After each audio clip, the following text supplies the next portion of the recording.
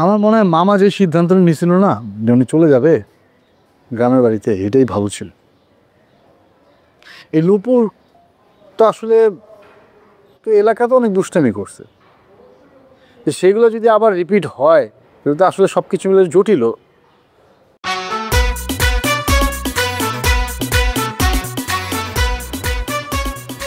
কি কিছু বলো না, তুমি তো নুপুরের ঘটনাটা জানো। হ্যাঁ মানে ও কি করলো শেষ পর্যন্ত, মানে এমন কেন করলো, কি হয়েছে? নুপুরের ধারণা বাসায় যত রকমের অশান্তি হচ্ছে তার সব কিছুর মূল কারণ নুপুর নিচে। ও ধরে নিচ্ছে এই যে আব্বার এত খরচ, ছোট মানুষ সেটা আবদার করতেই থাকে। তারপর ওর পিছনে, ওর পড়ার পিছনে যে এত টাকা পয়সা খরচ করা হচ্ছে, টিচার রাখা হচ্ছে, তারপরেও চেষ্টা করেও ভালো রেজাল্ট করতে পারতেছে না।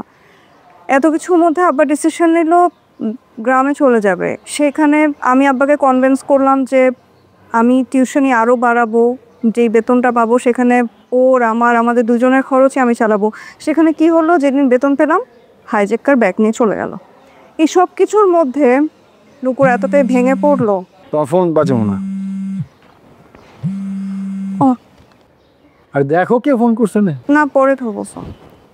আচ্ছা, তো এই সব কিছুর মধ্যে নুপুর নিজেকে দোষ দেওয়া শুরু করছে। আর এই কারণেই সেই দিনও কলেজে গেল যে বাসায় ফেরত আসে নাই। ও ঠিক করছে এই বাসায় ফেরত আসবে না। ও যদি এই বাসায় ফেরত না আসে তাহলে নাকি আমাদের সবার প্রবলেম সলভ হয়ে যাবে। কি যে এক অবস্থা বাসার। আম্মা তো কান্নাকাটি, আব্বা আর আমি যাব থানায় জিডি করতে। তখনই বাবলি ভাই আসলো আর বলল যে নুপুরকে পাওয়া গেছে। সে নাকি রাস্তার এক কোনায় বসে বসে কাঁদতেছিল। সে আর বাসায় আসবে না। এই হচ্ছে বাসার অবস্থা।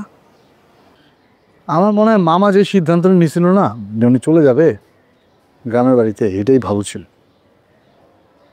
এই নুপুর তো আসলে তো এলাকাতে অনেক দুষ্টামি করছে, সেগুলো যদি আবার রিপিট হয় তাহলে তো আসলে সব কিছু মিলে জটিল। আর সব ব্যাপারে সবাইকে কেন আসলে বিভিন্ন রকমের চিন্তা ভাবনা করতে পারে আমি বুঝি না। আশিক একবারে ভাবে, নুপুর একবারে ভাবে, তুমি একবারে ভাবো।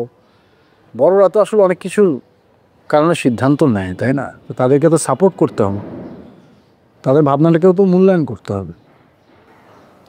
না, সেইটা ঠিক আছে তুমি যেটা বলতেছো, কিন্তু নুপুর কলেজে পড়তেছে, অন্তত ইন্টারটা পাস না কইরা এই অবস্থায় গ্রামে চলে যাওয়াটাও তো খুব একটা ভালো ডিসিশন হবে না। যেটা করলো সেটা কি ভালো ডিসিশন?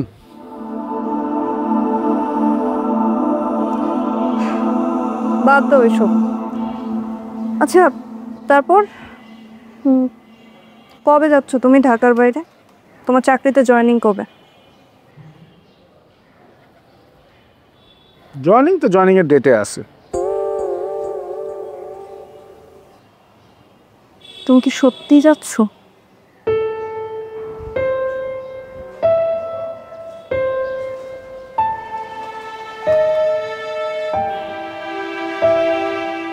মানে মানে আমার জায়গায় তুমি থাকলে কি করতে, যে এত অপরচুনিটি, এত কিছু, এত ফ্যাসিলিটিস?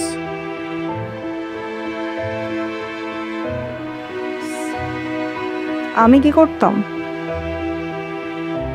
আমি কখনোই আমার ভালোবাসার মানুষকে ছেড়ে দূরে যেতাম না।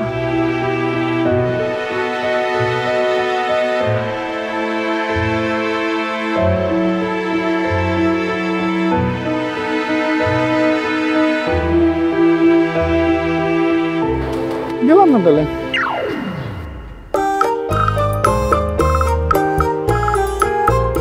মানে গেলাম না, থেকে গেলাম।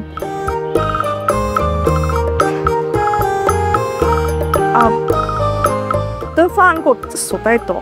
না, এখন কি উপরে 100 ফিট একটা বেলুন লাগে, ওখানে লিখে দিব যে আমি থেকে গেলাম, গেলাম না। সত্যি যাচ্ছ? যাচ্ছি।